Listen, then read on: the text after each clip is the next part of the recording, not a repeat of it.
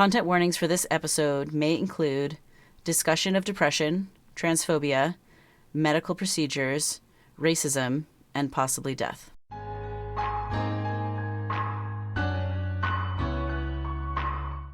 Welcome to GenderMeowster Podcast Network. Genderful is a talk show featuring non-binary and trans folks discussing various topics and special interests. We kindly remind our listeners that no person is a monolith of identities. All opinions are the speaker's own. This show airs live on Twitch at twitch.tv/GenderMeowster, and VODs with show notes can also be found on YouTube.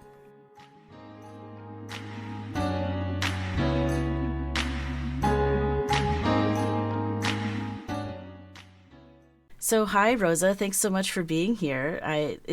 I'm so delighted. I've been excited all day and calling my friends and telling them all about how you're on the show. I'll let you introduce yourself with your name and pronouns, but if you're just listening to this talk show for the first time ever and you don't know who the heck I am, my name is GenderMeowster and I use they, them pronouns. Well, thank you for having me. I am Rosa. I use she, her pronouns. I am a trans woman from Australia, and I am the director of development for the Transverse, and I am also a streamer. It's true. You're really cool, and you do cool things, and people should definitely go follow you in all the places. Thank you. So, Rosa, I think I met you through the Transverse. So I found out about the Transverse at all because we're both in the Trans Community Center Discord server. And there was for a while, there was 3 content creators who were sort of posting regularly. And then one sort of trickled off. And then there was just the 2 of us. And we're still in there tearing it up, having a good time. But I was like, who are these Transverse people that are so cool and doing cool trans things? And so somehow through, navigating into the waters, the galaxies of the Transverse, I found you, and you're really neat. Thank you. Yeah, we found that eventually all the trans creators start knowing each other. We start what we really want to do is support each other, really. So we try to look for other people that can join in, collab with us, and meet new awesome people. So awesome. How funny that as we're talking about this, the Transverse raids into the Twitch channel. I don't usually verbally acknowledge raids, but hey, the Transverse, welcome in. Glad you're here. Hi, everyone. Hi. So exciting to have you here. So yeah, the Transverse is very cool. You do a lot of programming, don't you? You write bots and manage Discord servers and make buttons work. And you do all the stuff that I definitely cannot do, and I'm so glad other people can.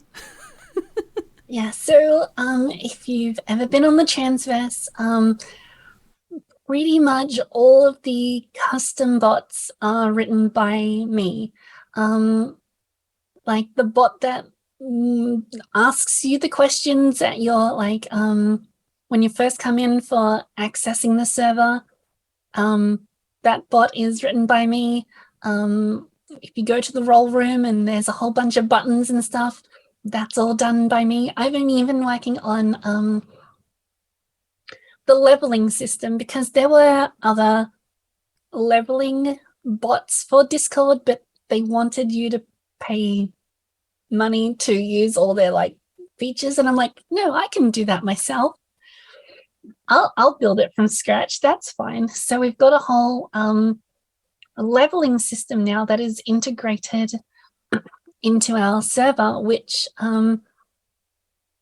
restricts you from certain rooms. So if a troll does get in, they won't be able to see all the sensitive rooms, social media stuff and people posting selfies, because those are the places that they'll probably go to first.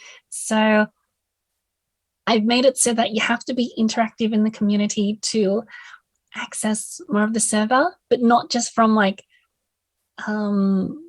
getting people to talk, but it's also a safety feature for the people who are already there. Speaking of safety features, There's one other very impressive safety feature, at least that I know of, that you've built or contributed to. We've talked about it on the show before, so we don't need to go super in depth. But for those who have no idea what Aegis is, do you want to tell our listeners and viewers about that? Yes, so Aegis, that is the word itself means shield, so that's where the name comes from. But the Aegis system is a special Discord for streamers and Discord owners who can sign up, and we share information and usernames and IDs of troll accounts or warning systems for hate raids coming in. So if one person in the community has some trouble with trolls and a hate raid, they can post those IDs on Aegis, and that gets announced to all the registered streamers and Discord owners so that they can preemptively ban those accounts and protect themselves from any possible hate raids going at the time. So there was a previous Discord that kind of did the same thing, and that disappeared one day. And then we thought, this is leaving a big safety gap for people. And so pretty much the Transverse decided that they will make their own. And I was like, I've got the know-how to program bots and stuff. I will just do it. And within, I think it was about 3 days, I got the whole system up and going. So 3 days. It's kind of like, it's kind of like my you little just took a long weekend baby. And built an incredible thing. It took up most of my time, but I was like, no, we need this. We need this system going, because it was the system that was before, that was run by other people, had a lot of people on it, and so they lost a service pretty much. And I'm like, no, this is something we need. So the people that were there, most of them have come back, but so that's like a very important service we provide for LGBTQIA plus folk. So at the moment, I think Aegis represents, if we get all the communities added up together, I think we represent about, I think it was like 20,000 people all up. So, and that's constantly growing. So we are going to advertise it to more people soon, but there is like a rigorous process if you do want to sign up. There is, because trans safety matters. I mean, before we started the official show, you heard the pre-show where I was talking about not having enough moderation on social media and how challenging that is, to say it briefly. Well, the Clouder of Meowsters, which is the name for my community on Discord, is grateful to have the opportunity to use Aegis, and we're processing bans daily. It's really a powerful tool, and I love that the more people that join, the better it's going to be. Because you have more data points and pieces of information. And oh gosh, I'm so grateful that Aegis exists. Thank you for not only making it, which took you 3 whole entire days all day. I don't know if you even slept. But also maintaining it, right? Because there's something about with software, you write it, but then, updates happen and you have to do patches and all kinds of stuff. And so it's not like you just get to make a baby. You have to raise the baby too. Yeah. So thank you. Thank you for doing that. There have been so many things. I've gotten things like, oh, that can be more efficient. I'm going to update that so Mm-hmm. that looks better or it gets announced quicker or things like that. So I'm always working on ways or thinking of things to just improve the system. So there are things that I'm thinking about doing, but I'm not ready to implement yet. It's totally fine. You don't have to tell us. Um, I will say I've also, Rosa, I found you very approachable. So if I have a feature request that I come up with, I feel like it's very easy, not only technically, but emotionally, to tell you, like, hey, I have an idea. What do you think? And you're usually extremely responsive. It's incredible. So, um, yeah, all the hype and the love for how great you are. And thank you for helping trans people all over the place be safer on the internets. Yay. Yeah, like because I'm always open up to new ideas and features and things. I'm like, if I can do it, I'll probably implement it. Yeah, it's so good. Um, so with all of that exciting transverse talking established, I'm going to back up a little bit and do what we usually do at the beginning of the show, which is ask you the question: what are some things that you trace back to your youth that indicated you might be trans one day? Well, the thing is, there was no like, I don't know, signs or like anything like that. It was kind of like a slow burn. Um, Ever since I could remember. Um, it was something that was kind of on my mind. Like my dad had like a little library of like different types of books, and there was like one about the human body. There was like it was like a collection, Mm-hmm. and I would go through that, and I'd always like get to the part that was about men and women, and I'd be like, kind of get stuck on it in a way. And I'd always come back to that and look at the I know the women and the men, and they're like just like, oh, but I want to be I want to be that. That was me as a kid. Like this was me in like year one primary school, looking at all that. And then um growing up, that was like always on the in the back of my mind. Like that's like I didn't identify with like the man in the book, and how it like they were. And I don't know, it just slowly burnt over time. And I would always see things on the news, and I don't know, there'd be trans articles on TV and nothing negative. It'd be like, oh, there's this person and this is how they're different. And I would always think to myself, oh, they're so lucky. Why can't I be like that? Mm-hmm. Like that's closer to how I see myself than everyone else.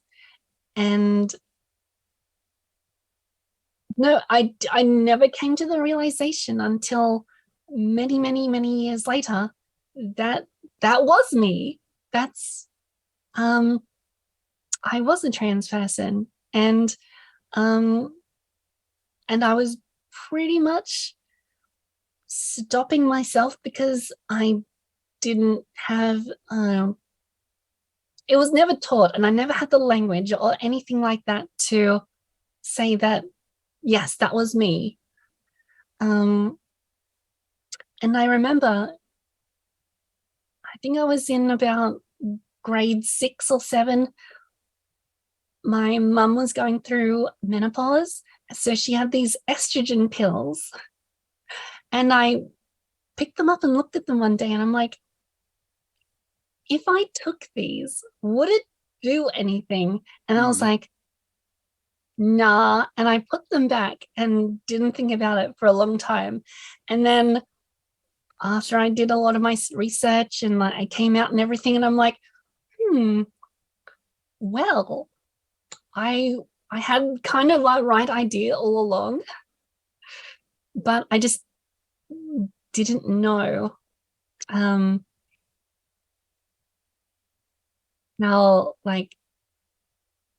how I was going to do it. Like I had no words to describe it. Mm-hmm. It's I've never heard a trans person say that they like found their parents' HRT when they were a kid and thought about it. Yeah, because when my in my dad's library with those books, it described like, oh, women have estrogen, men have testosterone, blah blah blah. Mm-hmm. So I had that knowledge Yeah. from a very young age, and when I looked at the pills and I had like it said estrogen on it, and I'm like, Yeah. well, that's the girl one. If I took it, would I turn into a girl? Yes. You're also a So, girl without it. mm-hmm. So at the time, I was like, nah, I'm being silly. I can't do that. But here we are now. Yes. Um, oh my gosh. This is such a great conversation. I'm grinning so hard. We barely started. I'm grinning so hard my face hurts. This is already so much fun. Um, how has your relationship to gender evolved over time? So you had these experiences as a young person, and now, uh, you've, in my opinion, you very much pass. I don't know if that's a goal of yours or not, but in my opinion, you totally do. For those maybe listening later, you've got your cool long hair going on, and clearly your voice training has gone well because you totally, to my brain, read as feminine when I hear you talking, and so, yeah. How did you get from young AMAB staring at your mom's estrogen pills to being the beautiful woman that you are today? Well, the thing is, I was never, I know, raised to be like super masculine. Like my parents would kind of push me more that direction. Like, oh, you have to be into cars. You have to like do all these like specific athletics things. You have to kind of push me that way. But like my mum when I was younger, she would never dress me into like super mass clothes. Mm-hmm. Um, I'd wear like short shorts and like I don't know, not super mask tops. It would just be kind of it would be neutral Mm-hmm. things. And I remember when I was 18, I started thinking about it more, and my dad like pretty much forced me like every month to get like a super short haircut. And when I was 18, he took me to the barbers and I pretty much shaved a lot of my hair off. And I cried for like Hmm. 2 days about it. Oh. And I like, I didn't know why I was so upset about the hair because it's hair, but it was very important to me that like I wanted longer hair. Mm-hmm. So after that point, I grew my hair out to about this length. It was like 2 years Mm-hmm. that I didn't cut my hair. So I grew it out this long. Yeah, like rib Um cage waist length. yeah, Yeah. so that's when I started like dressing not feminine, but not masculine, more like trying to hide myself. Like, baggy clothes, the stereotypical hoodie, Yep. the all that stuff. Even in summer, Dysphoria hoodie. in summer, I would wear a jacket and all that stuff. And Evan, it never clicked why I was doing that. I felt like I needed to. But and then I went through a whole phase of like, no, I have to cut my hair off. I'm going to make it short. And I flipped back more masculine presenting. And then I was like, no, I don't like this. And then so I started growing my hair out, and I started flipping back and forwards between how I presented myself. And then eventually I was like, I started looking things up. I don't know where I got it from, but I started looking up about trans folks, and I started identifying more with that. And then I don't know, it just, as I said, it was like a slow burn. I'm like, oh, okay, yeah, that's that. I think that's me. And then I started growing my hair out, and then I came out to my partner, and it was like, okay, I'm trans now. Well, not now, but I've always been. But like publicly, I was like, okay, this is me. This is me now, and this is what I've always been. I've figured myself out. That's so cool. Um, I'm wondering how old you were when you came out to anyone that wasn't you, and also if you don't want to talk about age, that's super fair. So it was when I started looking things up, I think I was in my late 20s at least. Mm-hmm. But it wasn't until I was like 30, 31 where I came out to myself, where I had that self-realization. Mm-hmm. And pretty much like a week after I figured that all out about myself, I told my partner, I was like, hey, I think this is me, and I want to start, transitioning like medically and socially. Mm-hmm. And then she was like, sure, okay, we can do all the things. We can do all the research, do all those things, find a doctor, blah, blah, blah. And I just said to her, I've already looked all that up. I've already done all the research. I've already found a good doctor. And then she was like, Oh, cool. We don't have to do that. We can just do it now. And next thing we know, it was like 2 weeks later, I'm seeing my doctor that I have now. So it was from coming out to actually seeing someone, it was really quick. mm-hmm.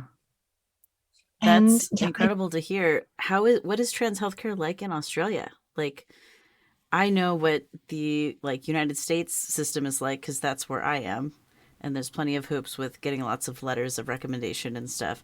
And I've heard about the UK being even more gatekeepy and basically killing the souls of trans people by making them wait on a list for 7 years to even have a consultation. So it's like amazing to me to hear like you did the research ahead of time, you came out, and then a week later you had an appointment. Like, what? Should we all move to yeah. Australia? What's the plan? What's happening? Well, the thing Tell us is, more. like, the reason I did a lot of the research to begin with, because I knew my partner was going to be supportive, because at the time she was doing her PhD in she was writing her PhD book on queer superheroes. I think the document was called "Out of the Closet and Saving the Day" or something like that. Oh, that's so fun. So I knew she was going to be supportive, Mm-hmm. but the reason I did a lot of the research was I knew her first question was going to be, are you going to be safe? Like, is it safe to start all the medical stuff. So that's where a lot of my research went. Like And housing, so partner, domestic wise safety, or at work more too, like, probably. it was more like, am I, is HRT gonna reduce my lifespan, or what are the risks Okay. involved in all that? Because we'll probably get into this later, but I have a big history of like medical problems. So that's why I did a lot of that research, because I didn't want her to worry about me. Um, so when it comes to trans healthcare in Australia, it really, really depends on who you see. I'm very lucky to be living in my area because it's one of the best places in Australia to do anything like this. So my doctor has a few hundred trans patients. He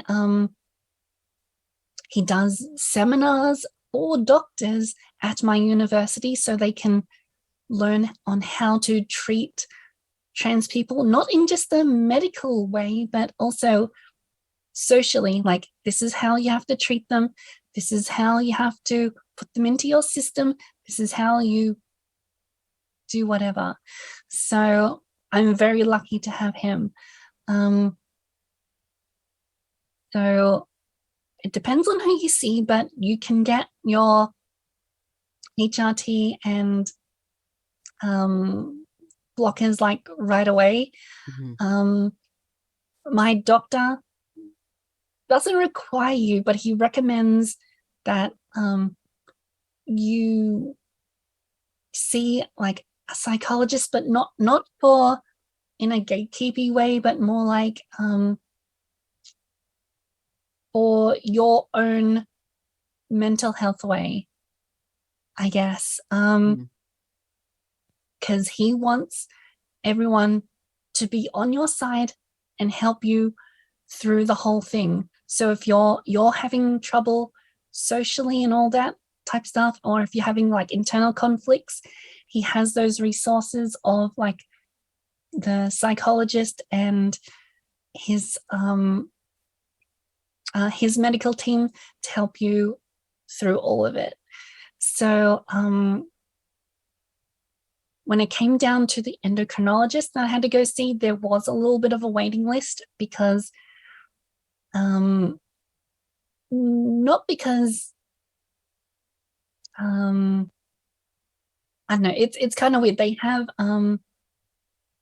other people they have to see, but there are like a lot of trans people going through the system now. It's actually making the lines longer because he has so many patients.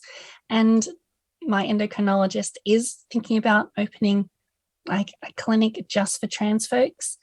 So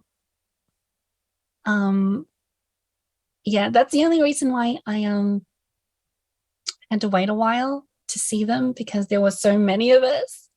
But yeah, there's no real gatekeepy stuff that I've had to deal with, apart from waiting times, pretty much. But yeah, so if like I want to have a surgery or something like that, I just go see my doctor and like, hey, this is what I want. And he's like, cool, we'll set that up for you. That's so amazing. So yeah, it's kind of different because there's no real insurance-y type stuff for certain surgeries. Like certain bottom surgery stuff isn't covered by insurance. We're a bit behind on that in Australia, but depending on if your doctor knows on how to put it on like the public system, you can get a lot of stuff cheaper or for free. So it really depends on where you are. Yeah. I have more questions about health related medically things. How do you feel about Yep, wandering that direction? that's fine. Cool. Ask me So anything. yes, as a reminder to the chat, you also can ask anything. Type in the chat, and the mods will pass it to us. So you mentioned at one point in our conversations back and forth preparing for today that you spent your second birthday, or no, you spent two birthdays in the hospital, not your second birthday. Maybe it was also your second birthday. When you were little, because you had medical issues throughout your life, and you are a cancer survivor.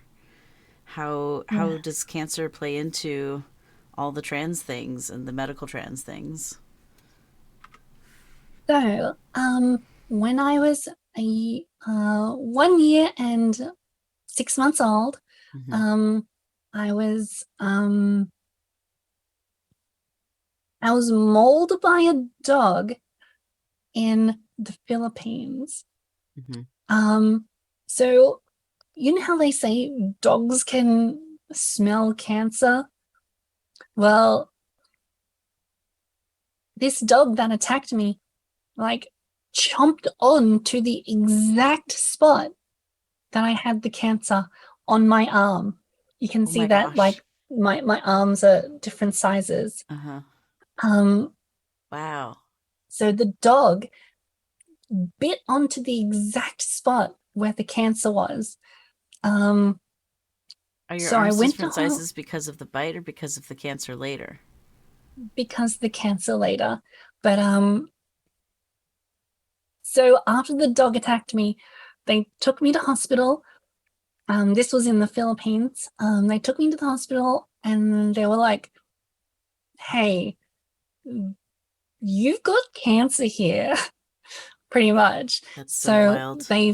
they flew me back home to Australia, and I pretty much after that spent um almost 2 years in hospital. So I spent two birthdays in there. So my second birthday and my third birthday were in hospital, um, getting like all that out.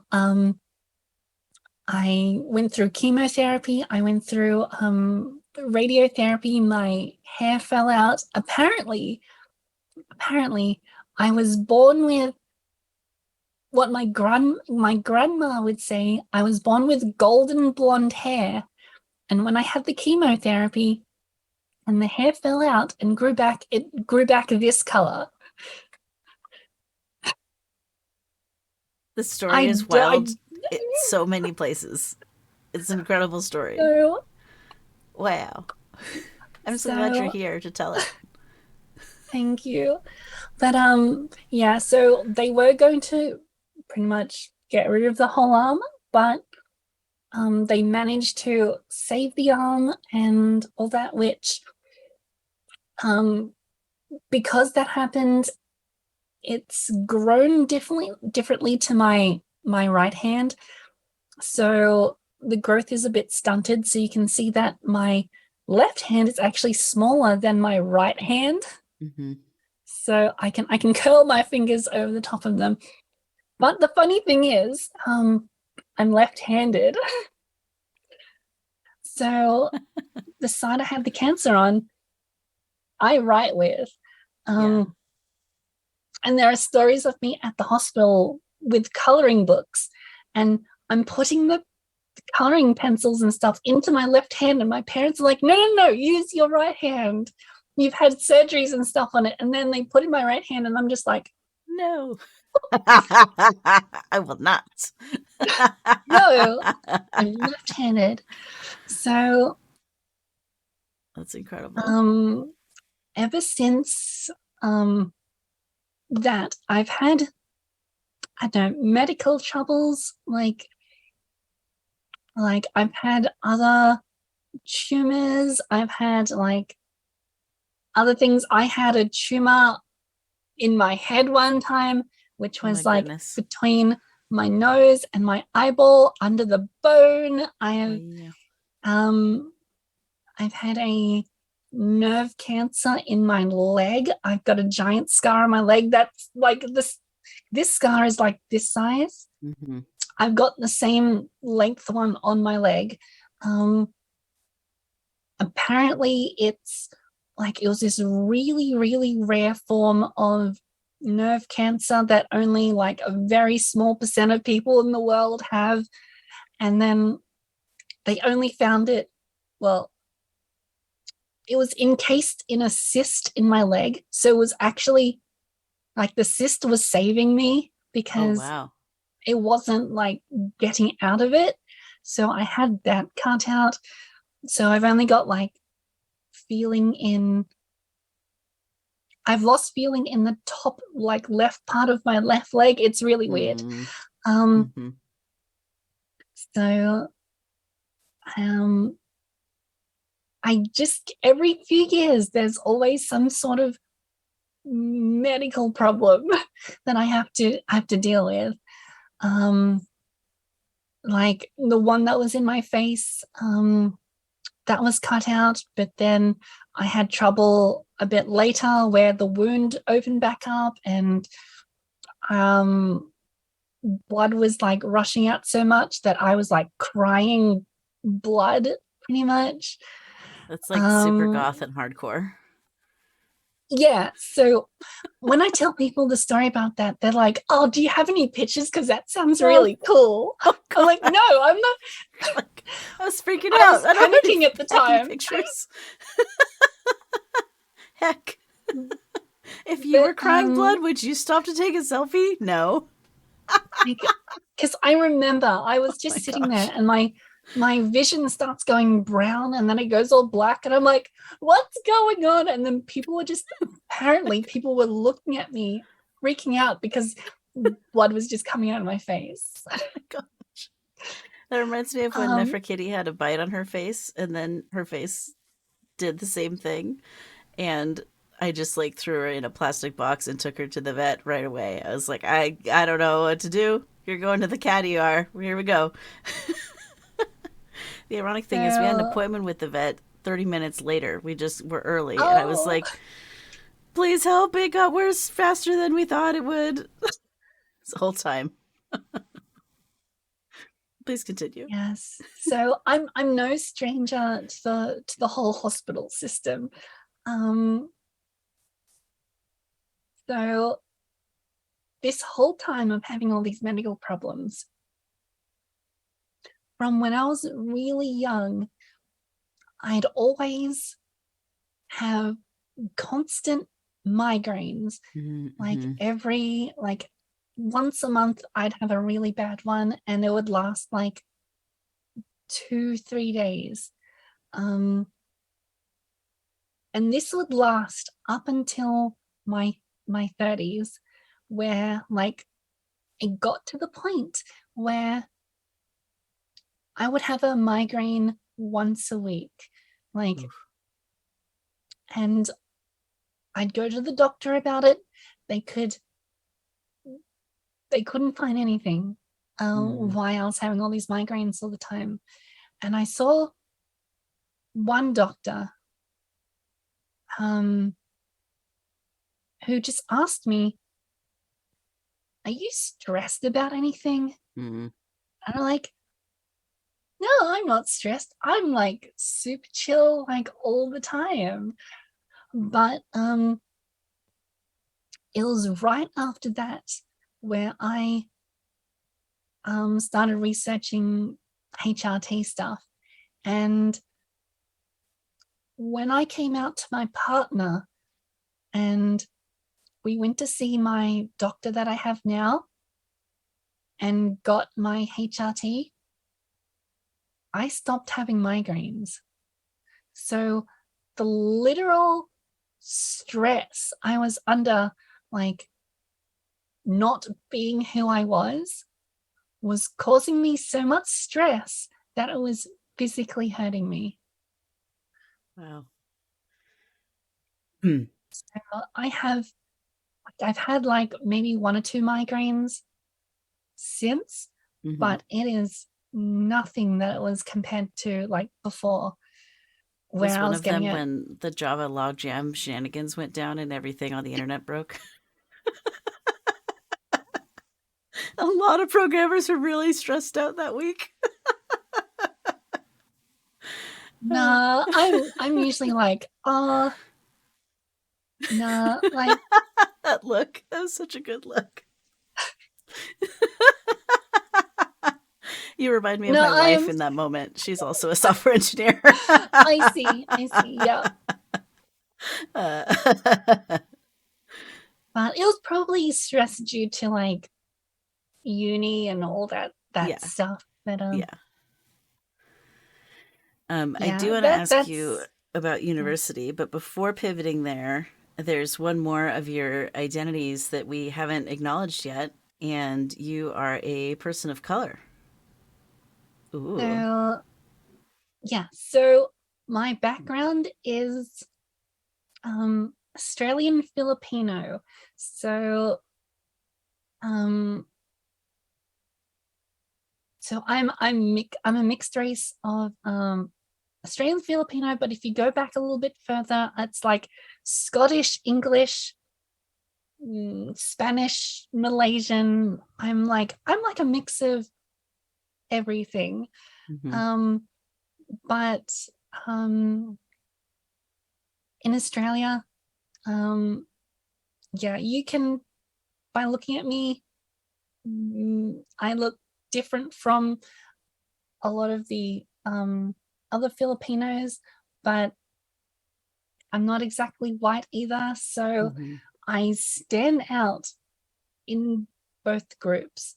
So I've experienced a lot of racism from both sides, I guess you'd say.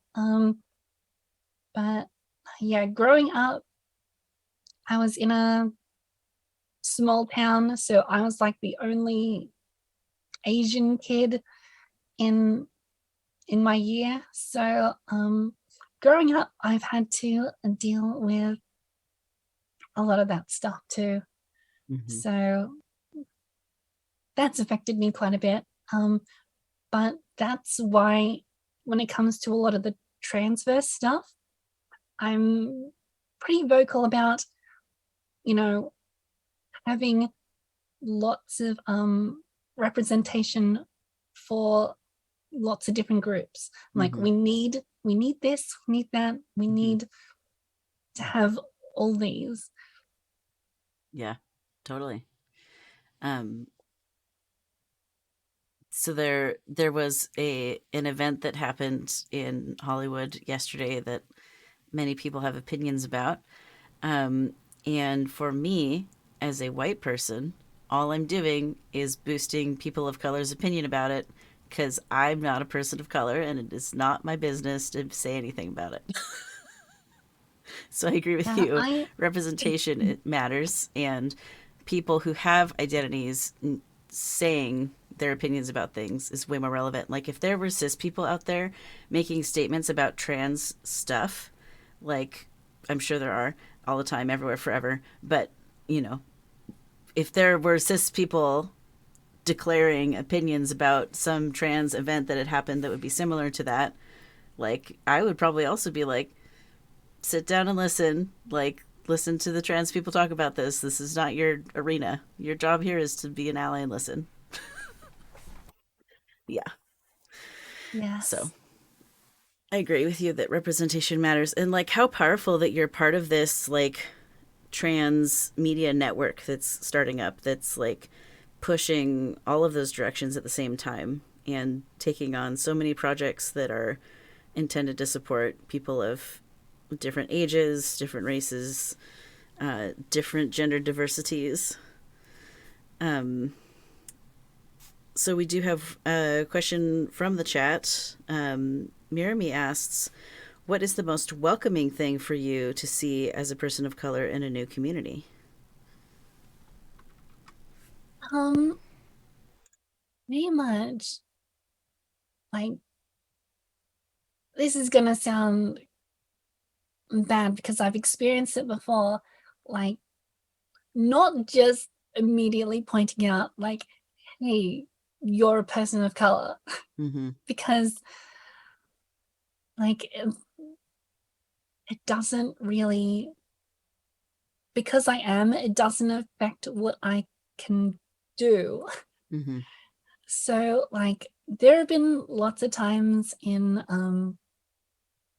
like with my gaming stuff, like when I used to go to tournaments more, I've had people say things like, oh, yeah, they're good because they're Asian. Oh God. Because, and things like that. They'd say it in a positive way, but it's not. Yeah. And it's like, they're pointing things out like that all the time.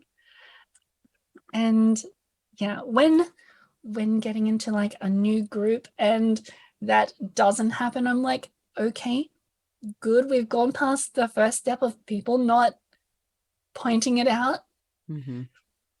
Um, but unfortunately, it's something that happens quite a bit. Mm-hmm.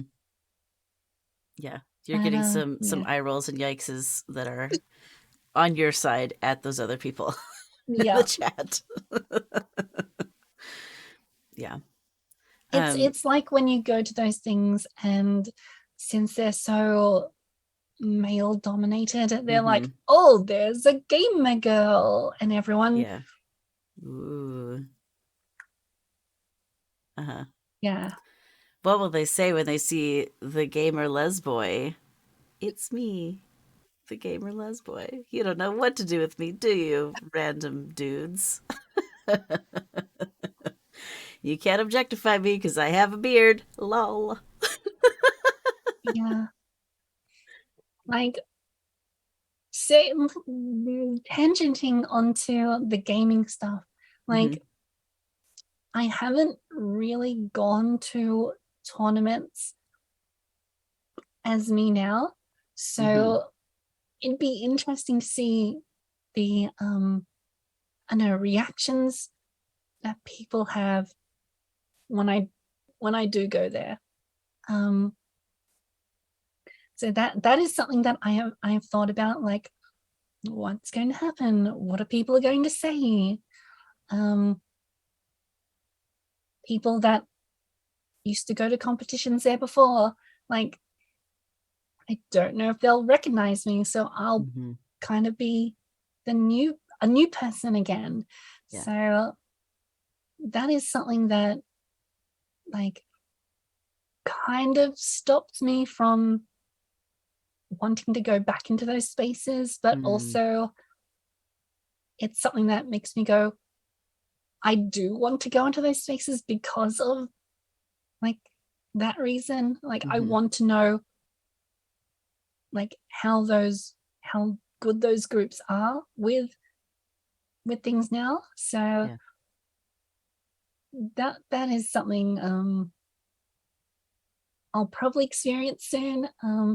I haven't been able to do it because COVID um has pretty much closed things down. Um, so I managed to like transition in private, so no one got to see the journey. Yeah. So it's pretty much The duckling stages so that I'm it'll in. be like a new thing. Yeah. It's I do think that one of the sort of hidden benefits of pandemic is a lot of trans people, one, realized they were trans, two, got to get the very beginning very awkward parts out of the way while they were at their houses not seeing people for 2 years. Because if someone does that now when the world's starting to open up again, it's like, where did you go? But like everyone Yeah. was in their house, so there's like this little like, once in a lifetime special event that happened that like trans people got a reprieve and got to hatch in private for once. It's Yeah. such an So interesting because cultural thing that happened just now. because when I started everything medically, everything hadn't closed just yet. It was Mm-hmm. just about to. So um I started going to uni classes, and I know it was kind of obvious that I was different from everyone else, but when I went there, I would specifically choose like specific study groups that would look more accepting to me. But I did meet this queer group in my maths class who had like, there was a non-binary person, there was a trans man, a trans woman, and some other people in it. And this was just in my like normal maths class. So I came in late and I saw them. I'm like, okay, that's going to be my most accepting group. So I'm going to go and join that and study with them. But so I made good friends with them. So I didn't really have to explain myself to people and have to like get any probing questions from them, which was nice. But then everything shut down, and then I got to transition privately because all the classes went online. And then it was only recently all the classes opened back up and I got to go to uni Mm-hmm. as Rosa, Yay. which was really nice. So Um, my wife has a question for you. She is also a trans woman who's been going to like there are these grad students that have these voice training classes, and so for their like yeah, their education they train trans women or whoever, not only trans women but whoever signs up to be their guinea pig for the semester. And my wife has done this at least 2 semesters now, as the guinea pig, not as the instructor. And she's wondering, how did you go about voice training? Because I can tell you there are many trans femmes in the chat who are very impressed by your voice. so my voice training started, it was only 4 or 5 months after I started things medically, and I pretty much just made the decision of like, well, I'm gonna start voice training. I'm just gonna go at it as hard as I can, because the most important thing I found out was the consistency of practicing. Mm-hmm. Um, and I would look online and look at tutorials and try to follow all the instructions, but nothing actually stuck. Like it never worked. So I pretty much came up with my own system for myself. Um, so pretty much I just practiced every single day. I would practice in the car while I'm driving, just talking to myself. I would sit at home, just like humming to a certain point, like just to get my voice up to that point. So Mm-hmm. I would just do like, mm, and then I try to talk in that tone and get my vocal cords like used to that. Mm-hmm. And then I'd step it up slowly and slowly and just do it every day, pretty much. Mm-hmm. Um, I love the humming before speaking idea.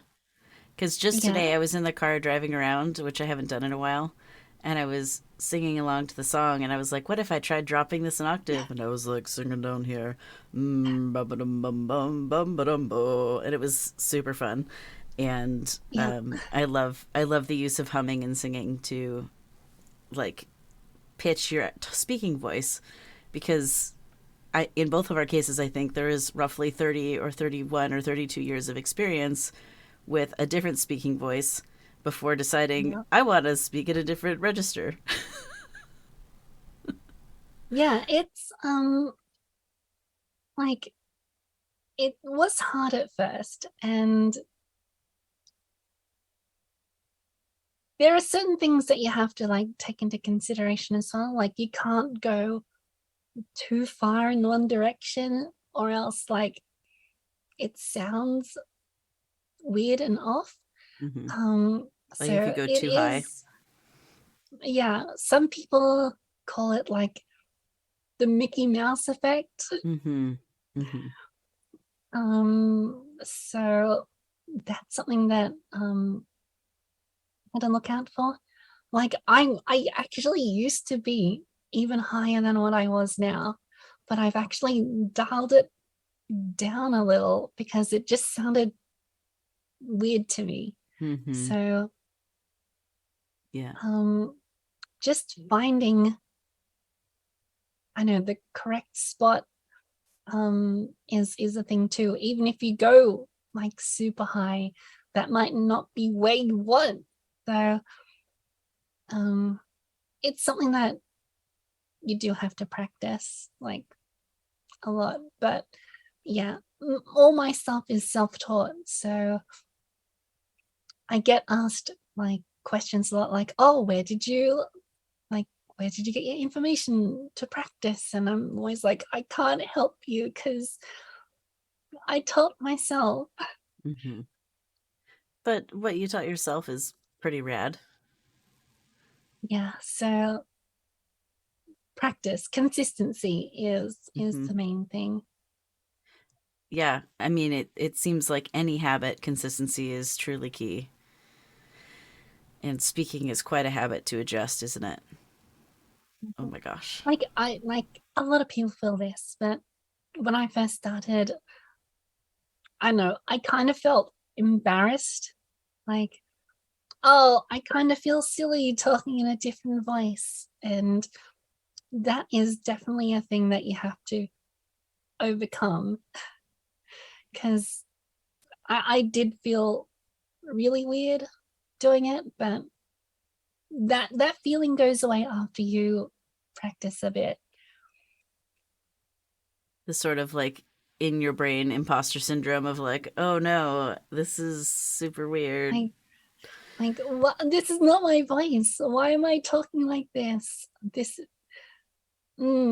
no, you just, it's something that I had to really get over. Like Hmm. I would practice alone because of it, and I wouldn't talk to other people with like the voice I was practicing with because I did feel embarrassed about it. But um yeah, it's something that I had to overcome. Hmm. Yeah. Um, One of my favorite recordings on my cell phone is my spouse singing in the shower because it was first thing in the morning and it's like the deepest I've ever heard her voice. She intentionally did this really low pitched crooning song, and it's like completely not safe for work. The lyrics are so ridiculous. With her consent, maybe I'll DM it to you after the show. But it was just like it's funny to hear her ba ba ba ba ba ba ba ba ba singing way Yeah, down there. like on my Twitch channel, I do play some games that require a lot of reading. So Mm, I do voices for a lot of characters, and I do go and kind of use my old voice for some of the male characters.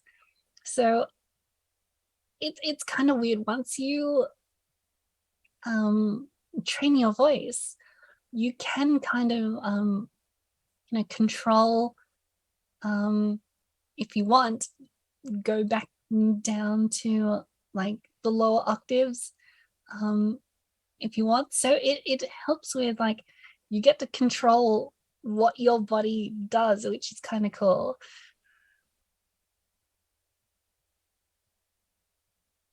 But yeah, I've been told by a lot of people like, oh, you should go into voice acting and all that stuff. But I trip over all my words all the time. I would be the worst voice actor.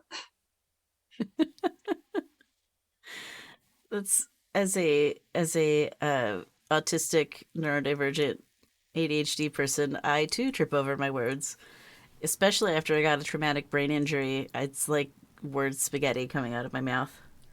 sometimes I grab all the words that are next to the one I'm trying to remember and smush them together, and I'm like, here's a pile of ideas. Do you know what I'm trying to say? Mm.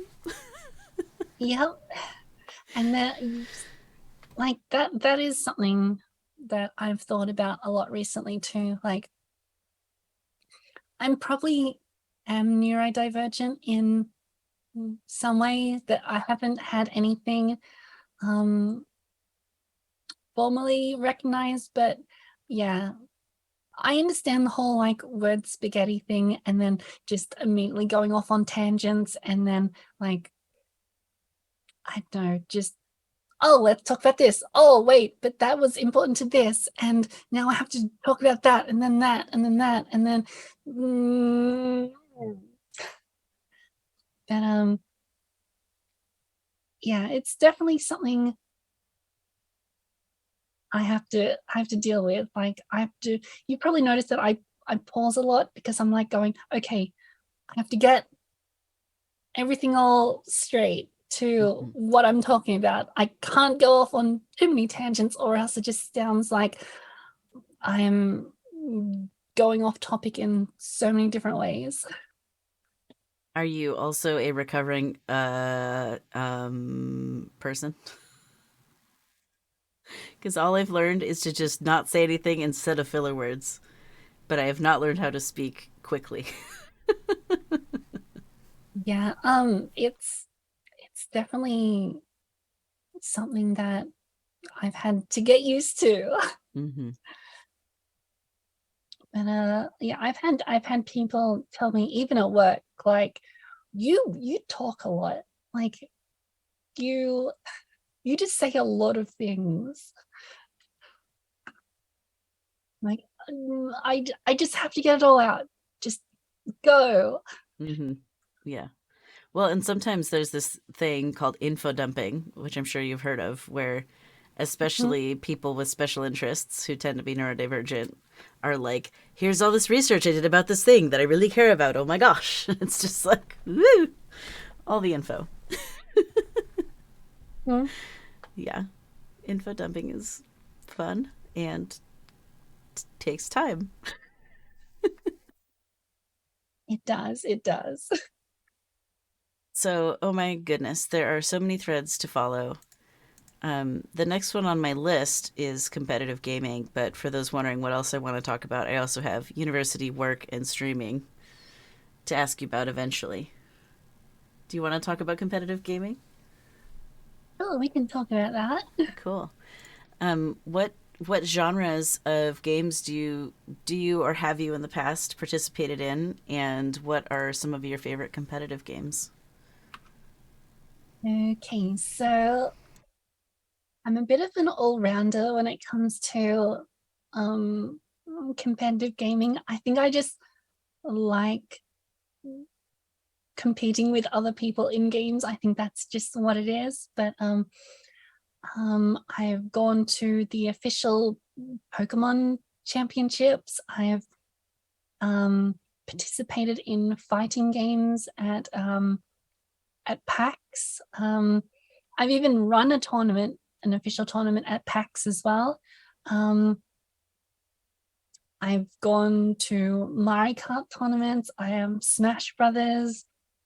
Um, I entered a team in the Splatoon tournament. I've done Call of Duty tournaments. I've done quite a lot. Um, but yeah, one of my favorite games to be competitive in is don't know if anyone's heard of this, Soul Calibur. Yeah, It's it's a sword fighting or weapon fighting game. It's kind of like Tekken in a way. yeah. It's made by the same company, but that is one of my favorite video game series to compete in. Soul Calibur is just I don't know, it just itches that itch for me. Do you have a favorite button combo in your Soul Calibur Oh, play? um, okay, so I play the character Cassandra in Soul Calibur. And yeah, her quarter circle forward thing is just like a thing I just do all the time. I love it so much. I love that you're doing the gesture as you're talking about it. I'm genuinely delighted by this rabbit trail we're running down. Oh, that's so fun. But Um, I went to the last big tournament I went in, which was actually at PAX in Melbourne in Australia, was for Soul Calibur, which I think I got to the quarterfinals, I think. really cool. The quarterfinals. But Me. at that same tournament, or that same PAX, I also held the Mario Tennis Aces tournament for the Nintendo Switch. That's the one I hosted. I gave out the medals and everything as Oh well. my gosh. That's so fun. Because Mario Tennis, it's not a sports game, it's a fighting game. You've got health bars, you've got special attacks, you've got like everything that a fighting game has, but it's in the form of tennis. That's amazing. Um, Oh my and god, I'm crying. You're so funny. the reason why I held the tournament, they had someone else that was running the tournament, but they didn't know what they were doing. And I was there on the day as a competitor. I was not there to run the tournament, but then they're like, you know what you're doing, you can run it. Because I'm actually, well, for a while, I was actually the Australian #1 for Mario Tennis Aces in Australia. So, Well, if you anyone are if number anyone one in all of goes, our hearts still. if you are in Australia and you go look at the leaderboards, you will see my name at the top there. It's amazing. And yeah, that was the whole reason I went to PAX, was to compete in this tournament. Then I got stuck with running the whole thing. It's amazing. So that's a game that I really love. Mario Tennis. It's a really fun game, but it can get so competitive. I do actually run. I help run a Discord which has all of Australia's like top players, and so we hold tournaments. We just hold friendly games, but we have most of the top players from the leaderboard in this one Discord, which is pretty cool. That's so fun. I can't remember if you mentioned anything about Ocarina of Time randomizer speedrun shenaniganery that you've been getting into on your Twitch stream, but oh my gosh, I've seen this much of it because you stream at like 4 in the morning my time or something. So I'm like, why am I awake? Rosa's going on. This means I'm definitely awake too late. And so sometimes I'll come watch Yeah. because I can't sleep or whatever.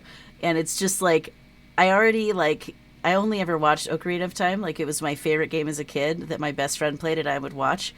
But I don't know the game well enough to know what's supposed to be anywhere. And then it's like you're fighting the Master Sword somewhere totally random, and I'm like, what is happening Yeah. with this game right now?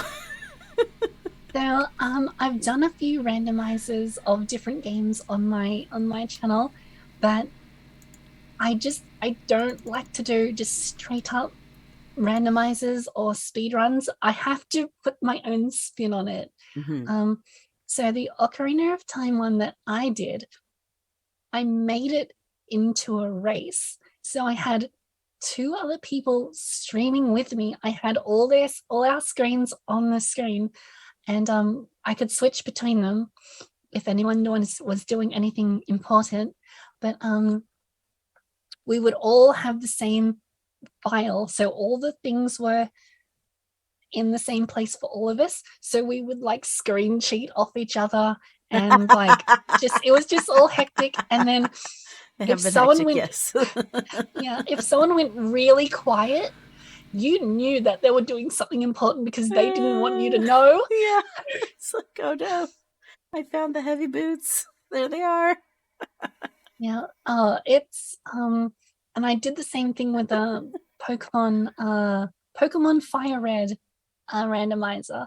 Oh my gosh. So it was the same kind of thing where we had three of us playing, and it was a race to who could complete the Elite Four first. And And the Pokemon the you caught fun, were randomized? it was And the all the Pokemon traders you were caught were randomized? yeah. The thing is, the trainers were themed, so each trainer had like a type theme. So um we would kind of goad other players to like, oh, you should go fight that gym so we can get information on that gym so we can That's so prepare funny. for it. Oh my gosh, that's so funny. um it was really fun. That's super fun. I implemented like a whole point system. So if a Pokemon, it was a Nuzlocke too. So Oh not just a no, randomizer a and a Nuzlocke Nuzlocke. randomizer? I can't even No. imagine. Oh my gosh. And then so every time you caught a Pokemon, you would get like 100 points. And every time a Pokemon fainted, you lost 50 points. So it was not just a race. And it wasn't just a Nuzlocke. It was also point based too. So I made it as Amazing. hectic as possible.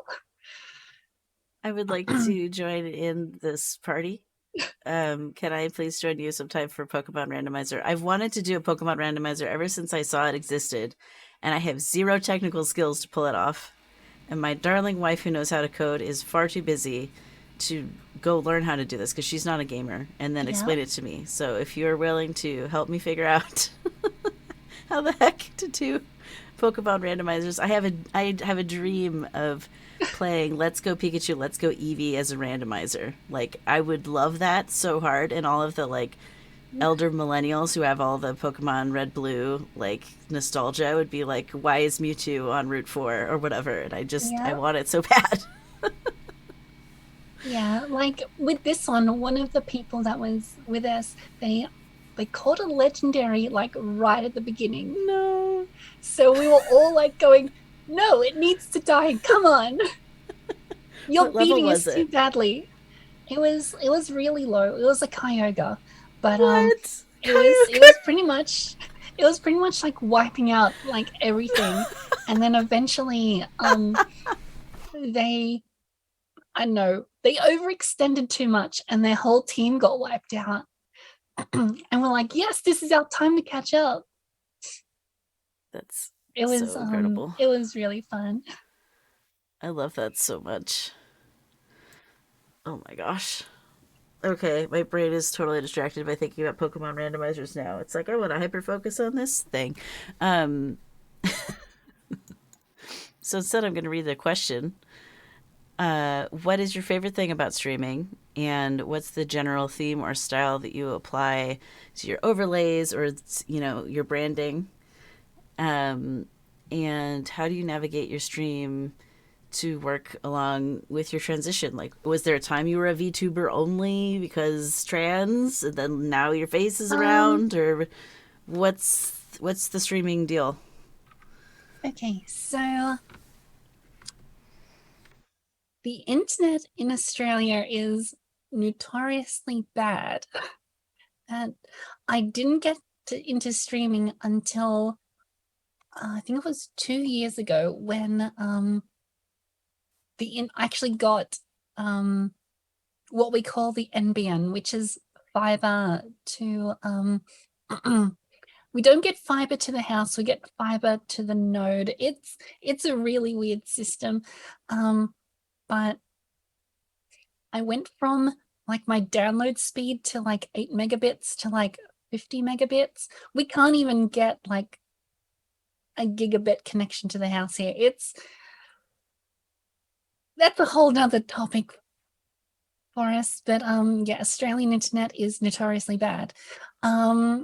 So me getting good internet coincided with me like I know, kind of like 6 months into my transition.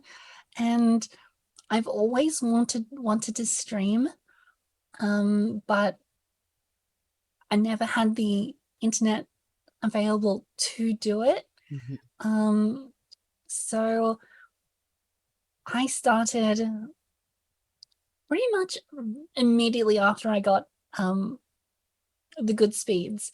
I never used my VTuber thing, actually came in after as like a fun thing on my stream. I've always had my camera on, so I've always been visible on my streams. I don't really stream myself as like a trans streamer, because like all my content isn't about my transition. It's just about me playing games, and that's pretty much all I want to do. All my trans related stuff is on the Transverse, and where I'm very visible and about that over there. But on my channel, I'm just like, hey, let's just hang out and play video games. That's all I want to do, is just play games that I enjoy, and games that I want to show that I enjoy. Like, this game is fun, I want you to enjoy it too. Yeah. That's pretty much what my channel is about. What tags do you use when you go live? I usually use Australian, LGBTQIA+. I'm not sure, is there I haven't fiddled with them for a while, so I don't remember, but I always have closed captions on, so I have that tag. I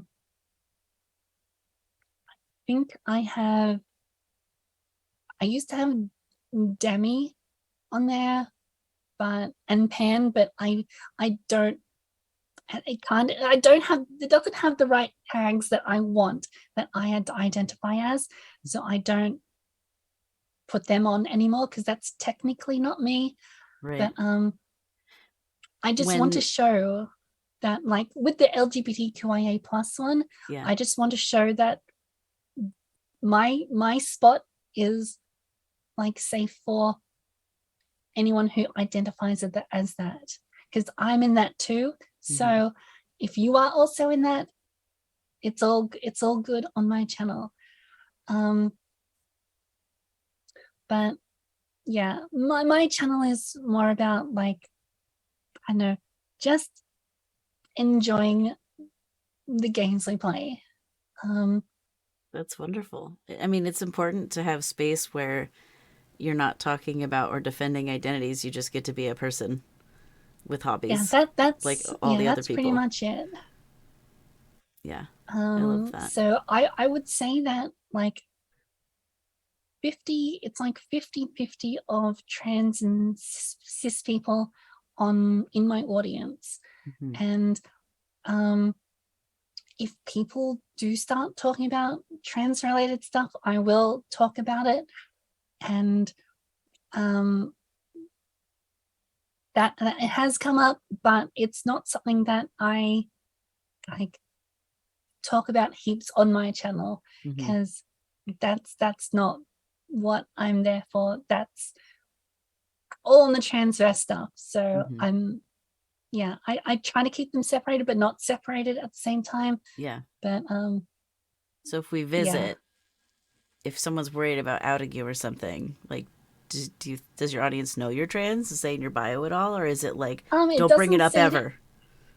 No, people can talk about it, and if, like, I want it, that's the thing. If it does come up, I want it to come up naturally. So it's kind of like, oh, hey, this streamer that I've been watching for ages and I enjoy her stuff, oh, they're trans too, because I don't want to scare people away by, I don't know, being super upfront and like in your face about it. I want them to, people who would probably not watch my stuff because of knowing that, I want to like kind of use, I don't know, I kind of want to educate them at the same time by subtly doing it, Mm-hmm.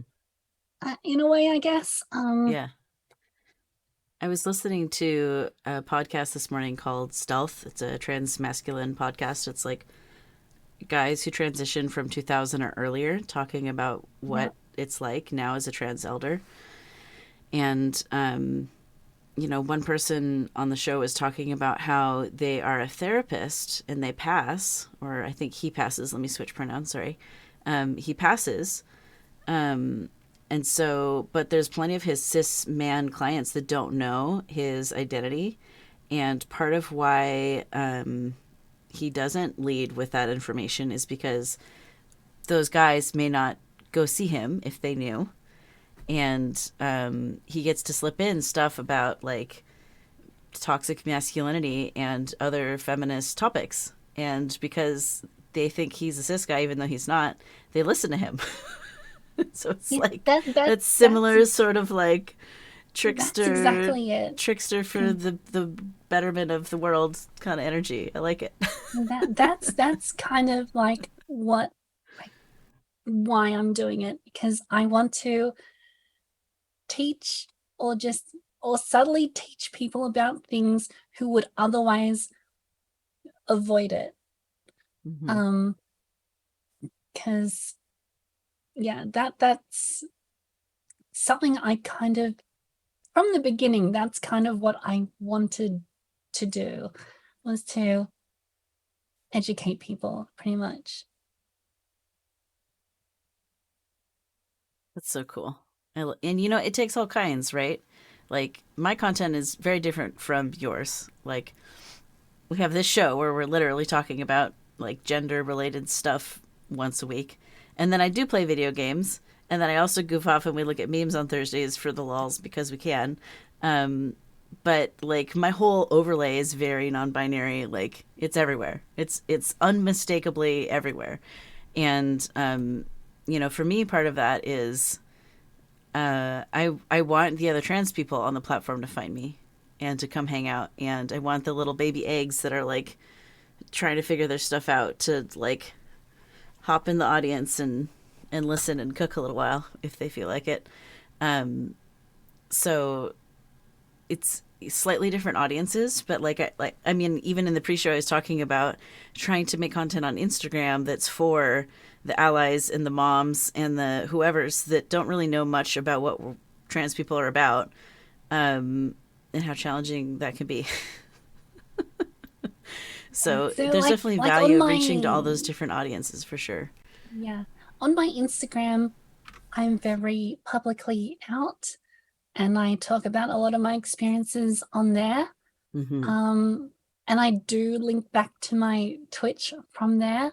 And yeah, I have a lot of different social media accounts which are all different, but they all kind of link back to like my Twitch.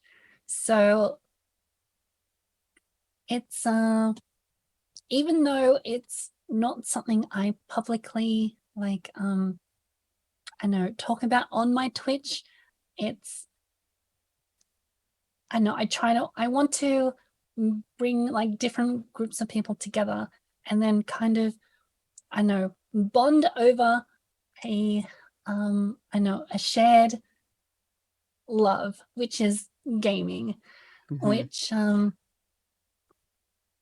yeah, I think it has worked pretty well in a positive way in my favor, doing it that way.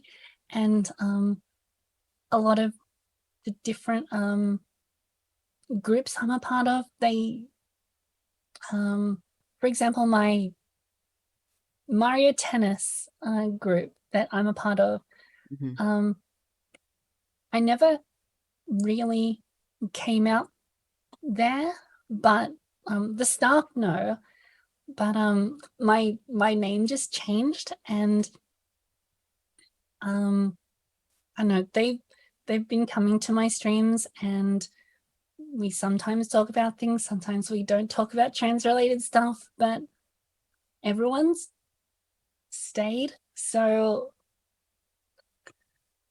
I must be doing something right.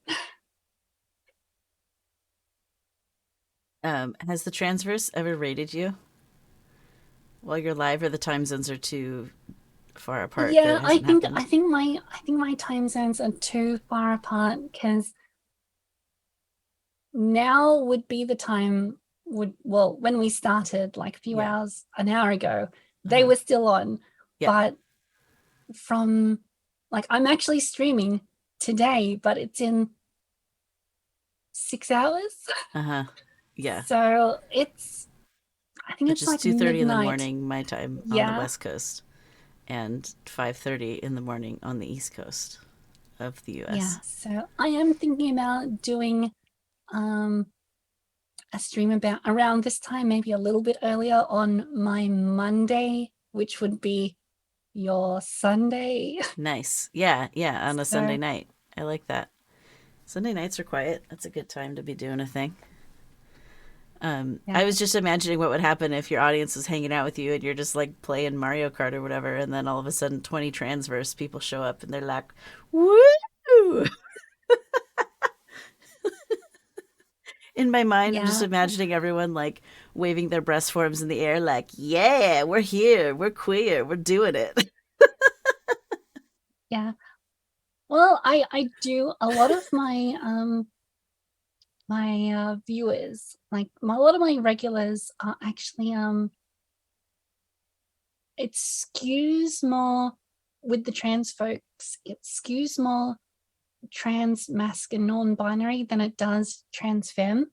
Mm, Um, mm-hmm, and then on the um, cis folk side, it's more cis guys, but you would kind of think those groups wouldn't mix together well, but they do. We mm-hmm, all um,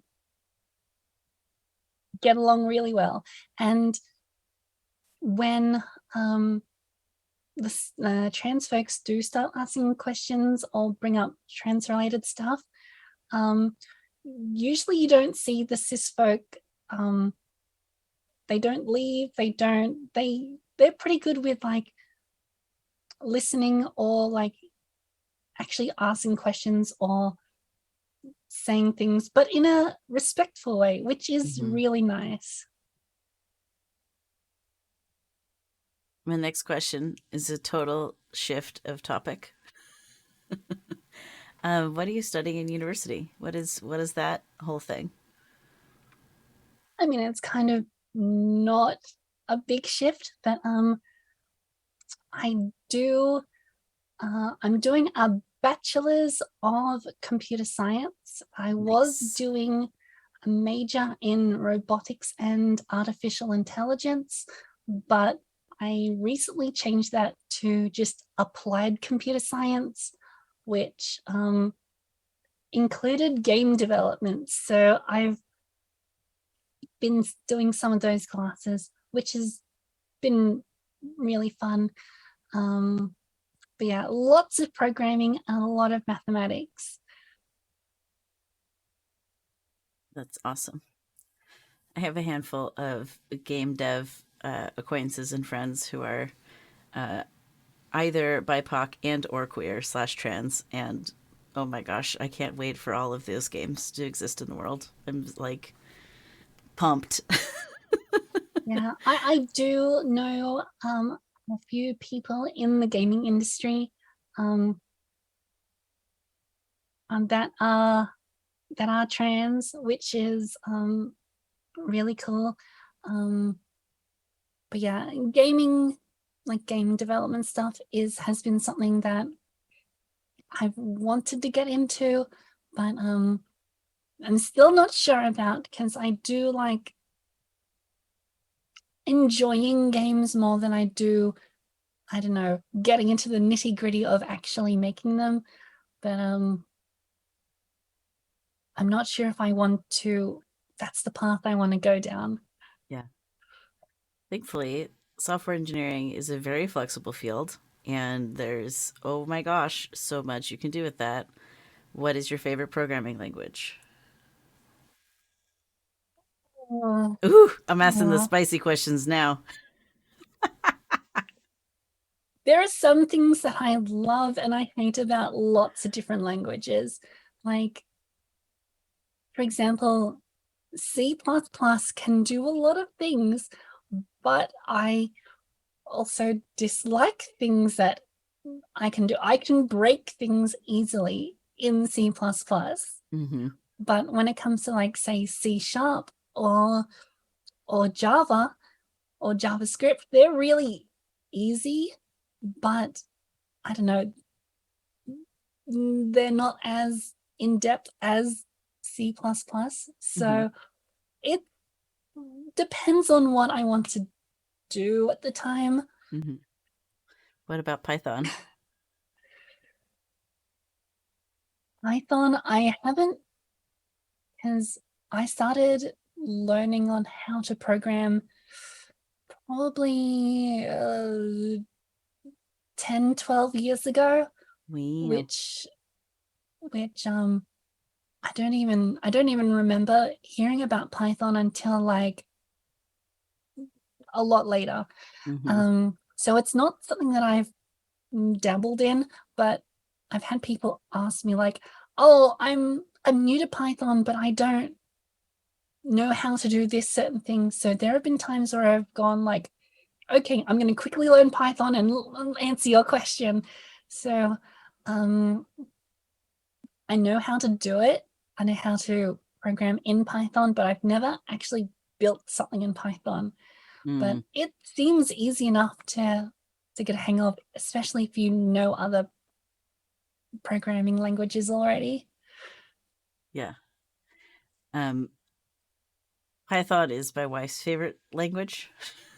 So, and I just I've listened. I like went to a tech like lunch yesterday with like 10 programmers, and one of them just like was pulling her hair out about how 10 years ago the company didn't start moving from Python 2 to Python 3, and now they have all this tech debt that they're trying to catch up on, and the misery that is tech debt. And I was just like, yeah. Anyways. yeah, it's I have worked with companies where they're like don't want to upgrade their systems until like the next one is almost out.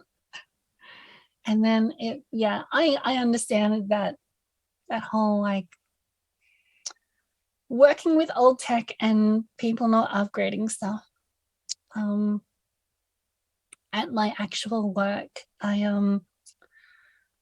yeah, there were when I was working there regularly, we still were using programs that ran in DOS.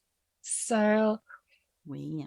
that's like there's other programs that you could use that are more modern and don't require like 5 character restrictions on file names. I don't know why we're still using this. All right, everyone. We did tell you it would be an intersectional conversation today. So if your eyes glazed over for the last 5 minutes while we talked about code, okay. Oh, it's so fun. Oh my gosh. Um, so so you're going to university, you're doing all the shenanigans for the transverse, you stream, you also sometimes competitively game slash run tournaments for randos. And Yeah. do you also have a day job in addition to all of this? Yes. Oh my gosh. How do you sleep I enough? How do you have time to be on this show right now? I think that's the thing. Oh yeah. I go to sleep at like 2 a.m. in the morning because I'm just busy doing things all the time. Um, I don't do my like actual day job as much anymore. Um, I kind of scaled back on that. They were really nice about it. Like, hey, I'm wanting to start uni. I want to reduce my hours and all that stuff. And that they were great with all that. So I was pretty much the head of IT, you would say, for this engineering consultancy I was working for. Like, I built all their computers, I ran the network, I built their server and all that stuff. I also built all the templates in like all their Excel data processing stuff, all those fun things. But yeah, I haven't been working there as much since starting uni. So that doesn't put as much pressure on me as it used to. But yeah, that's my day job pretty much. I love it. Are there any other special interests or hobbies or activities that you would like to geek out about or talk about before I ask Oh, my couple of wrap up questions? well, there's a lot of things that I'm into. Like on the Transverse, I used to run a host a show called Builder's Block, which Hmm. is now run by Emily and Jess. And I think Mimi is going to do stuff on there. Mimi's the one who's replacing me on the show. I build like Gundam model kits. So Hmm. I build like robots and stuff. I My last project on there was a Zoid, if anyone knows what that is. It's a mechanical mecha animal, pretty much. Um, so that's something I enjoy doing. Like, I just like building things. Hmm. Um, You're a true engineer.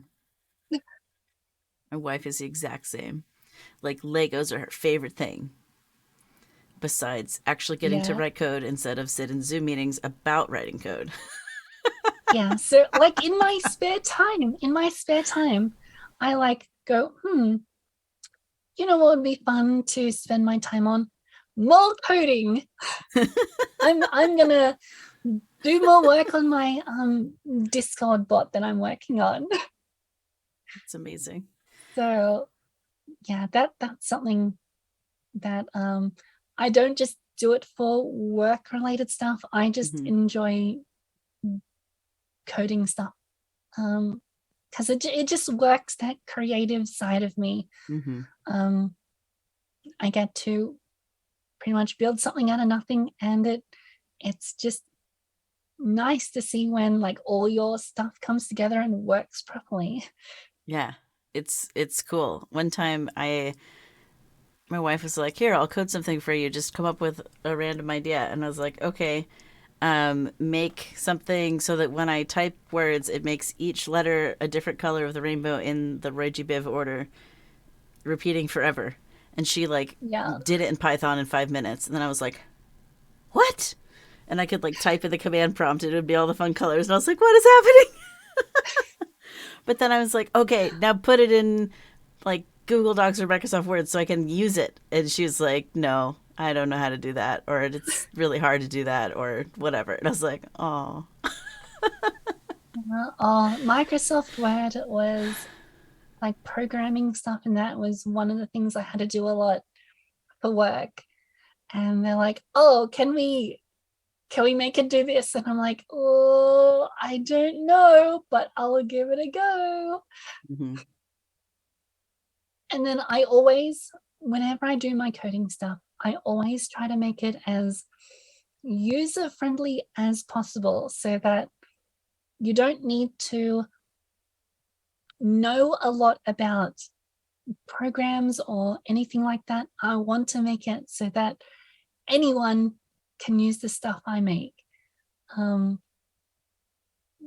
which is one of the things that I'm always thinking about when I do my Aegis and Transverse stuff. Hmm. if I build something, I want anyone to be able to use it. Like, you don't have to remember lines of codes to enter in, like Yeah. / name of function and then input and blah blah blah. Mm-hmm. I make it so that there's always like a button or a drop down box, and then you get to choose options, so it's really easy for You mean you everyone to build a do. user interface too? Yeah. Incredible. So I don't know if you've seen it, but I've been working on this like little side project, which was part of the whole leveling system on the Transverse, where Yeah. it has like a little mini RPG attached to it. Transverse RPG. I saw that channel Yeah. get created like this week or something. So that's actually been a secret channel there for like 6 months. It's been there for a while, and it's just been there in the background. That's what all the levels on there With the run stars? through, with all the stars and all that. So Yeah. that's been there from the beginning. But this little extra thing attached, like if you look, I've got drop down boxes and all buttons. You don't have to type any commands or anything. Whoa. Um, it's all just run through that. So I've actually made it in a way so that if someone else wants to put the bot in like another Discord, that is available, and all the levels and everything are shared between the Discords. Oh my So gosh. if you're active in one Discord, you actually get the levels in the other Discord, because, and then if someone comes across, they're like, hey, I know you're active in that server, so I know you're like a safe person. Mm-hmm. So That's um super cool. yeah, it's all interconnected. That's so good. I have a bot idea that I've been thinking about, and one of my assignments from my team this week is to go around and ask people if they think it's a good idea slash would be willing to pitch in money slash brain spoons slash whatever to make it exist. So I've been meaning to ask you anyways, so I'll ask you now, and then the chat can tell me what they think too. And maybe you're secretly writing this in the background already and I just didn't know. And then I don't need to do the thing you're already doing. And then I don't have to do it at all, which would be cool. Um, I want a server index that is smart and updates itself. So it looks at your Discord server and says, here's categories, here's channel descriptions. And it's smart. So you click the channel name and it'll jump you to that page. So it's capturing those like channel IDs. And every time I add a new channel or I change the channel description, it automatically updates the channel that is the server index, because we've been keeping a manual index and the tech debt is ridiculous and I'm never on top of it. And I just want to cry because it's important to have the accessibility feature, especially for people with ADHD who are like, wow, this is a lot of words. I cannot. And then if I can be like, instead of looking at all the channels, here's your table of contents, like it would be so nice instead of having to click every one to read all of it. So I have someone who's like willing to do it, but like needs money because groceries need to be purchased to exist and function. And so I'm basically asking people like, I don't have a number, but in general, is this an idea that you'd be willing to throw a couple bucks at? And, you know, there's the upfront cost and then there's the ongoing, like, if this is created so that other people can access it, we have to pay for shards or something. I don't know. It gets more complicated than I understand at that point, but we have to pay to make it exist so that people can get to it or have devices running 24/7, which also costs hardware. So blah, blah, blah, words and stuff. What do you think? Slash, are you secretly already doing this? You can just wink if you are, but you can't tell me actually. No, that is not something I'm working on, but it is possible to make something like that, because if you've got a bot in Discord and it can see all the rooms, it Yeah. can just grab the information of those rooms, the names or whatever, or the IDs, and then Yeah. you can just put it into like a post. If you actually see the whatchamacallit, the bios for the staff in Transverse, you Mm-hmm. can see that they're all little embedded posts. So the staff didn't actually put those bios there. They're actually posted by my bot from our HQ Discord. Mm-hmm. So if they update their bio in HQ, it also can be updated in Transverse. So you can make it like update and all that stuff, and even make it cross server update, Oh my which is gosh, what I've done as well. so cool. Um, would you be willing to think out loud with the person who's willing to write the thing about maybe how to make it happen? Yeah, I'm happy to do like That would be so cool. programming stuff. Yeah, my wife is also willing to help out, so maybe you'll get to hear that song after all. The three of you can sit in a voice call and Yeah, and then be we can trans all femmes at each argue. other. We can All three of all you are argue trans women. on. We can all argue on what language What it'll be language? Yeah. programmed in, and also what service it'll run on, and That's then why I nothing love will get asking the done. favorite software language question because it's like, it's such a, I mean, the other one is tabs versus spaces. That's the other, like, low hanging, easy Yeah. to ask, controversial programmer question. Oh my gosh, Yeah. so fun. Remember to comment on all your coding, because if someone else comes in and does your like into the same file, they're like, Mm-hmm. what is this? Yes, document your code Mm-hmm. for serious. No foolies. Oh my gosh.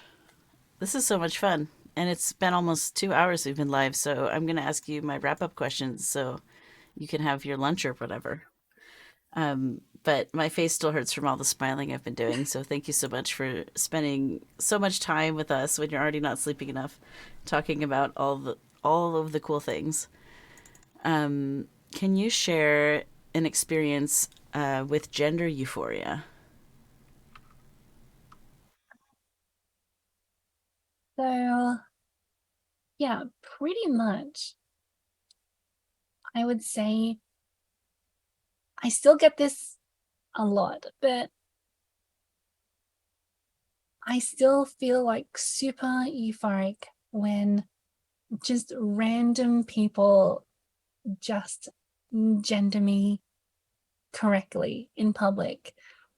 It's, I know, it's very just affirming to like who I think I am, who I am. It's I know I still have a lot of like dysphoria about how I look, on how I sound. I know it sounds silly, I guess. But I still have all that internal doubts I have about everything that I'm doing. And it's just really nice when someone random who doesn't even know you like compliments you, or like uses the right pronouns and things like that. It's the small things that like make me happy with all that stuff. I love that. Yeah. Uh, my euphoria this week was seeing just how much of my neck beard the sunlight shows when I'm recording a video this far from my face. So the new Instagram reel thing that I'm trying. What would you like to make sure folks know about your perspective on gender and non-binary slash trans issues? Um, hmm. Well, when it comes to your own your own stuff, I would say being patient with yourself is very important. Um, that is something that I've had to learn. Just being patient with what the changes you're going through, or like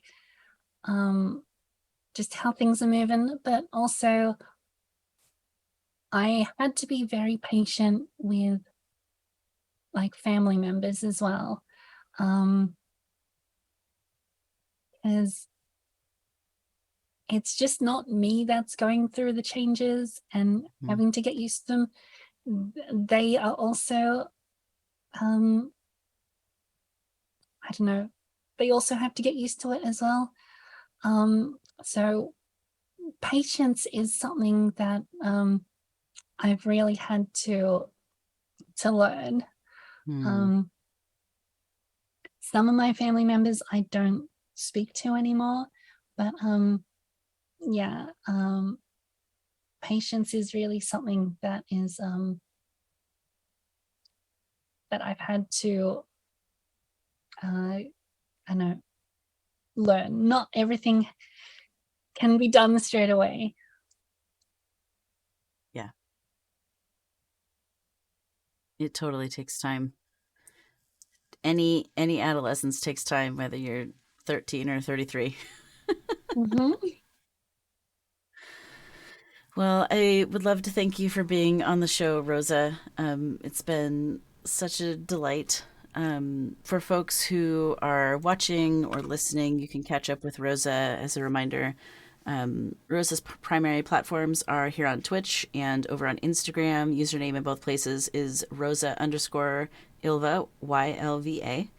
You can also catch Rosa over at the Transverse, Transverse. The Transverse has a website, a Twitch channel, a Discord server, and probably at least 15 more things I didn't just mention. So check out their website, thetransverse.net/about the Transverse to find out more. And do you have any special events coming up, Rosa, that you want to talk about? I know Thursday is Trans Day of Visibility. Ooh. Yes, if it's I think there's going to be a stage event on the Transverse, which will be held. If people who are from the Transverse are in the chat right now, if they can post if that's going through. For me, it'll actually be the day after, so sometimes I get my times mixed up. So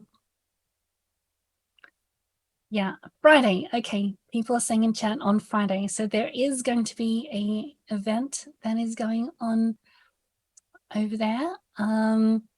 Which you can probably Danny or Midvani or Kari, the people that are in chat, they can probably post the topic. But 5 p.m. PST. I do not know what time that is for me, but I'll be there probably, maybe, if I can wake up in time, if it's early in the morning. But yeah, for the Transverse stuff, we've got things going on all the time. During the week, we've got interviews kind of like this with trans folk. We've got creative shows, we've got D&D, we've got a news show, and on my personal channel, it's not happening this week because I've got a Trans Day of Visibility thing I'm going to in real life, so I can't do it. But I have community nights on Thursdays where anyone who has Mario Kart on the Switch can join in with me, which is a lot of fun. Most of the time, it's just people ganging up on me in the game. We do have like a team system where like people can join like certain teams, but no one ever joins my team because everyone wants to like beat me up on stream. So that's always fun. But okay, 12 p.m. my time for the Transverse thing. Thank you, Midvani. So that's midday for me. So if you go to Transverse, you can see all the stuff there. Amazing. Well, I'd like to say that Genderful would like to thank our guests for being on this podcast. Feel free to join us live on Twitch on Mondays, check out the replays on YouTube on Fridays, and keep an eye on your favorite podcasting platforms for edited audio only versions. As Neferkitty says, trans rights are human rights. That's right. That'll be the end of our formal thing. That's my new ending. I just wrote it 5 minutes ago. We haven't rated yet though. So this is the after show. Um I threw some Hang on. ideas in the Discord, but if you have a raid focus you'd like to chase down, let me know. Something I forgot to mention. I'm having a Trans Day of Visibility thing on Thursday. We're gonna have a Patreon subathon because I'm about to move to my first house that I actually own. And so, yeah, so we please subscribe on Patreon so that I have income, even though I'm maybe not going to go live for a week because I'm moving my whole house and life. I still really want to try to move and have it all work, but I don't know if it's going to work. So, anyway, so Thursday, I have no idea what any sort of benefits will be at all.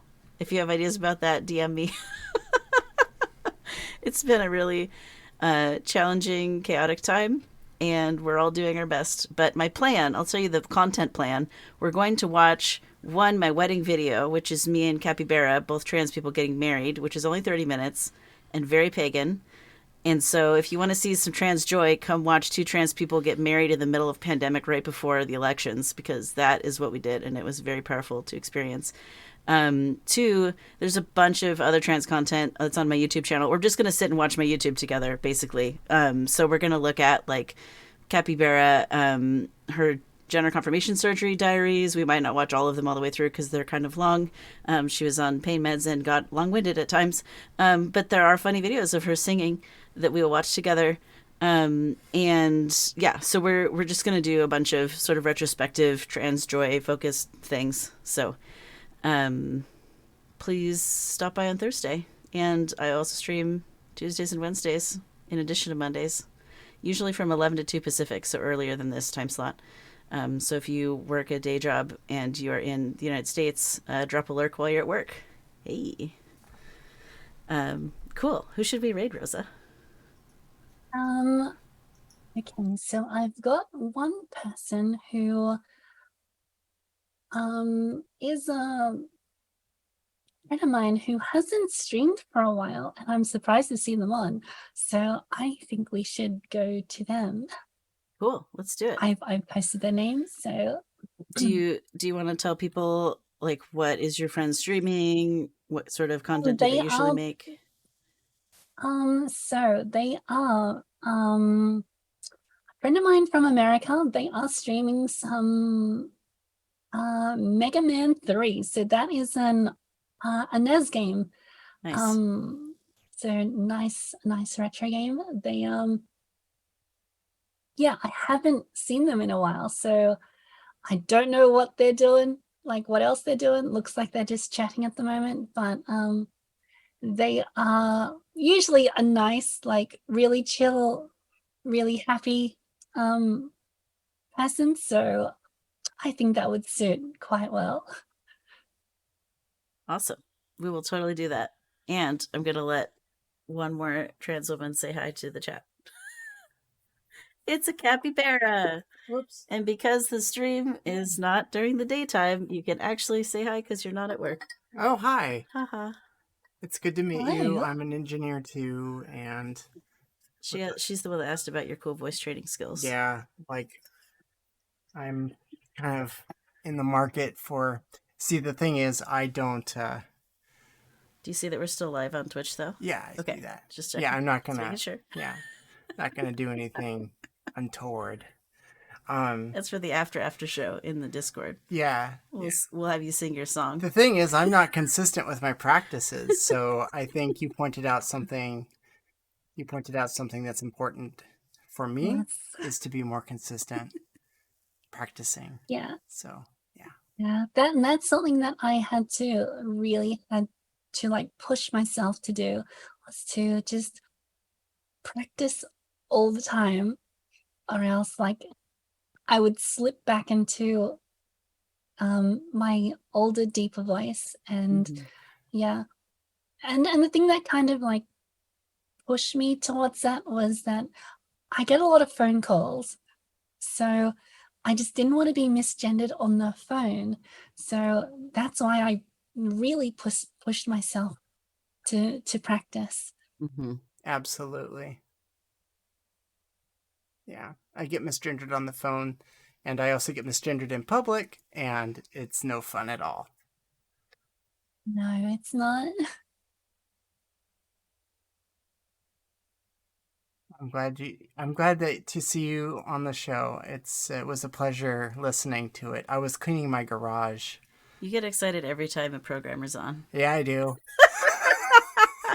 I asked the coding questions for you, honey. I did. I heard them. Mm-hmm. It's like, I'll ask about my wife's special interest. I was told I was very diplomatic on my answers. Yes, you were very diplomatic. Yes, I was. Those are worthy of the UN. Like, totally.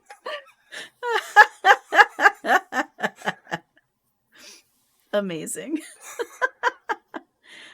Cappy, if we raid and then invite the audience to a public voice channel in the Meowsters Cloud or Discord server, will you sing your song for people? yes. The one that I talked about on the show? Yeah. I'll try to warm up my voice so I can actually sing it low like that. It's really funny. My SOVTEs, if you know what that is. It's where you hum through your lips and you kind of go up and down in range. Yeah. Kind of cleans up your vocal stuff. So, yeah. Yeah. Very cool. Well, thanks again, Rosa. Thanks for picking a raid target. We'll start working on pushing the buttons to make that happen. I can't wait to see this NES game. For folks in the chat who maybe are visiting and don't know, we have this little raid message you can copy paste. The first one, if you have a subscription, it'll work everywhere. If you don't have a subscription, you can copy the second one and still have your fun pride emotes. They'll just be the ones that are everywhere instead of only here. And this has been so fun, Rosa. Thank you for all your time. I'm sorry we went over 2 hours, and I'm really glad we got to talk because this has been so fun. Yeah, it's like I'm collecting them all. The day. All the fun chats. I'm so lucky that I get to do this like as the thing that I do. It's really great. Yay. It was a lot of fun. Thank you. Yeah. Yeah, I know if you didn't stop me, I'd probably go on a billion tangents, so it's super fair, and I also wanted to go off on a billion tangents. I think the main restricting factor is my physical tiredness, but my like soul and heart are totally in the conversation. Thank you everyone in the chat for visiting. It's so nice to see you. See you again soon, I hope. Bye everyone.